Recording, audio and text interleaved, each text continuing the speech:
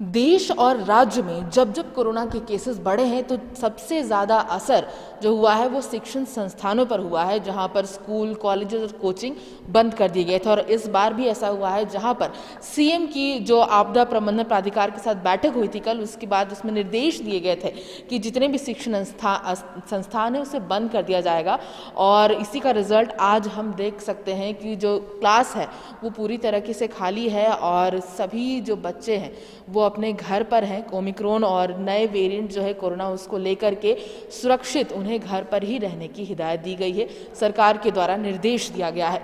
लेकिन इस निर्देश के बाद सबसे बड़ी जो रिस्पॉन्सिबिलिटी है कह सकते हैं वो शिक्षकों पे आ गई है, क्योंकि अभी जनवरी फरवरी का महीना चल रहा है और मार्च में जितने भी बोर्ड एग्जाम्स या हर क्लास के फाइनल एग्जाम्स इसी महीने में होते हैं। और ऐसे में दोबारा क्लासेस का ऑफलाइन से ऑनलाइन होना बच्चों के लिए तो मुश्किल है ही, साथ ही टीचर्स के लिए भी एक कह सकते हैं कि एक ऐसी सिचुएशन बन जाती है जहां पर दोबारा उन्हें ऑनलाइन मोड में जाना पड़ेगा और बच्चों की शिक्षण में जो प्रोसेस है, उनकी प्रिपरेशन, उनको लेकर के खास तैयारियां करनी पड़ेगी। और जैसा कि अभी आप देख सकते हैं, अभी हम उर्सलाइन के कैंपस में हैं और यहाँ पर जितने भी टीचर्स हैं उनकी मीटिंग चल रही है कि क्या कुछ चीज़ें स्ट्रैटेजी चेंज करनी होगी या ऑनलाइन क्लासेस में पिछले बार जो दिक्कतें हो रही थी वो इस बार दिक्कत ना हो और बच्चों की जो पढ़ाई है वो हैम्पर ना हो।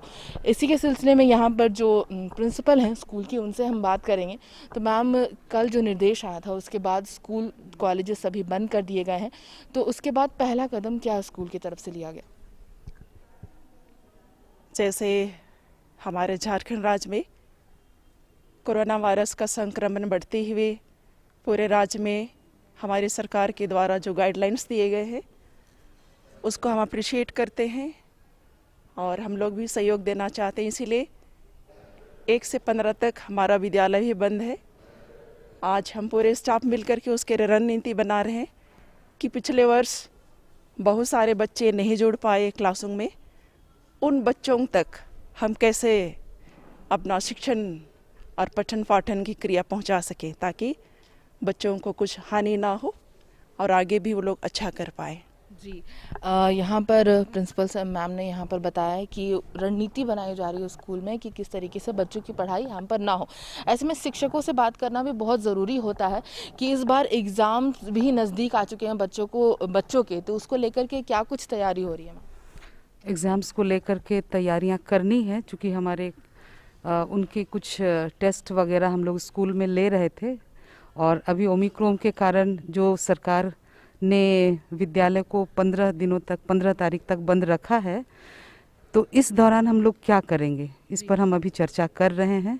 जी, क्योंकि ऑनलाइन वाली जो कंडीशन थी वो पिछले बार भी आई थी, तो उस समय क्या कुछ मुश्किलें हुई थी जिसको देखते हुए नई रणनीति बनाई जाएगी?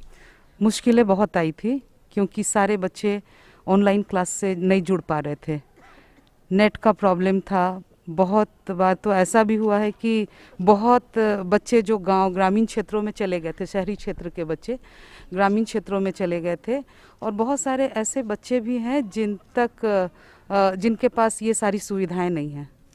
तो उन बच्चों को भी इस बार हम लोग जोड़ने का कोशिश करेंगे कि कैसे करना है, क्योंकि अब हम लोग उनका टेस्ट वगैरह हमें लेना है, तो हम अभी तैयारी कर रहे हैं। हम लोग सोच रहे हैं कि किस प्रकार उनका टेस्ट वगैरह एग्ज़ाम्स ले ताकि वो एग्ज़ाम्स के लिए तैयार हो सके। बिल्कुल सही कहा मैम आपने कि अभी टेस्ट वगैरह की तैयारियां चल ही रही थी, क्योंकि एग्ज़ाम्स आने वाले थे, चाहे वो बोर्ड एग्ज़ाम्स हो या फाइनल एग्ज़ाम्स हो।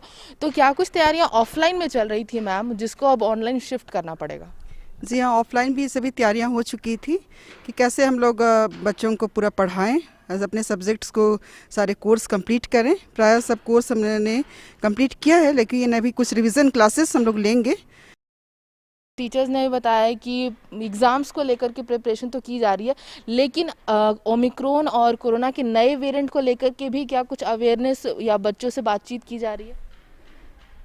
जी, हम लोग जब ऑनलाइन क्लास लेंगे उस समय ज़रूर कोरोना और ओमिक्रॉन के बारे में बच्चों को बताएंगे और बचाव के लिए उन्हें सुझाव देंगे। जी, जैसा कि मैम ने कहा यहाँ पर कि पढ़ाई भी हो रही है, यहाँ पर एग्ज़ाम्स आने वाले हैं, उसको तो नज़रअंदाज नहीं किया जा सकता है। और यही कारण है कि नई रणनीति बनाई जा रही है कि किस तरीके से ऑनलाइन क्लासेस में उनकी पढ़ाई हैम्पर ना हो और टेस्ट वगैरह ऑनलाइन फॉर्मेट में ही लिए जाएंगे।